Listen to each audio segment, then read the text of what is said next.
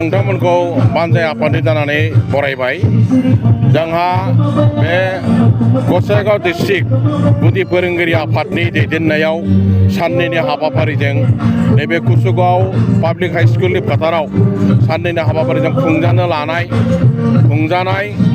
37थि आसाम नाङै primary teacher एस'सिएशननि conference लोगोसे गसाइगाव जिल्ला गुदि फोरोंगिरि आफादनि 21थि बोसोरसालिया जथुम्मामोन साननैनि हाबाफारिजों खुंबाय। आरो जोंनि गसाइगाव डिस्ट्रिक्ट प्राइमारि टिचार एस'सिएशना बिसोरनि बडिखौ सिफायनानै मैयानो बिथांमोना गोदानै बडि दानानै लानो हाबाय। आसा खालामो गोदान बडिया मोजाङै मावनो हालांगोन।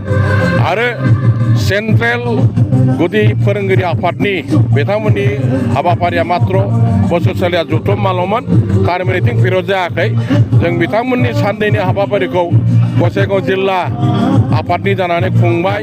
जथेस्थ' खस्थ'नि गेजेरजों थाखा फैसानि आंखालबाबो जों बिथांमोनखौ जाहोनाय लोंहोनाय जेरैखि जाया सेस्था खालामनानै जों खुंनो हाबाय। बिनि थाखाय आङो बयबो रायजो राजा एबा जोंनि लिडार गसाइगाव कुसुगाव ओनसोलनि जोंनि थुलुंगागिरि बिथांमोननिसिम धन्यबाद होबाय। बिथांमोना जोंनि बे खुंनायाव हेफाजाब होनायनि थाखाय। गोजोन्थों।